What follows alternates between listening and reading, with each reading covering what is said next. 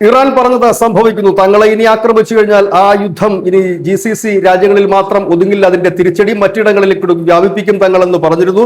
കഴിഞ്ഞ ദിവസം അമേരിക്കയുടെ ഒരു അപ്പാച്ചെ ആർമിയുടെ ഒരു അപ്പാച്ചെ ഹെലികോപ്റ്റർ ഇറാന്റെ വെടിവെപ്പിൽ തകർന്നു. ഹോർമിസ് കടലിലേക്ക് കടന്നു വന്ന ഹെലികോപ്റ്ററിനെയാണ് ഇറാൻ വെടിവെച്ച് ഇട്ടത് എന്നാണ് പുറത്തുവരുന്ന വിവരം. ഇതിന് തൊട്ടു പിന്നാലെ തന്നെ അമേരിക്ക കടുത്ത ആക്രമണമാണ് ഇറാന് നേരെ അഴിച്ചുവിട്ടത്. ടെഹ്റാനിലടക്കം വലിയ സ്ഫോടനങ്ങൾ തന്നെ അമേരിക്ക നടത്തി, കനത്ത വ്യോമാക്രമണം നടത്തി. അതിന് വലിയൊരു തിരിച്ചടി ഇപ്പോൾ ഇറാന്റെ ഭാഗത്തു നിന്നുണ്ടായിരിക്കുന്നു. അത് GCC രാജ്യങ്ങൾക്ക് നേർക്കല്ല, പകരം ജോർദാനിലാണ്.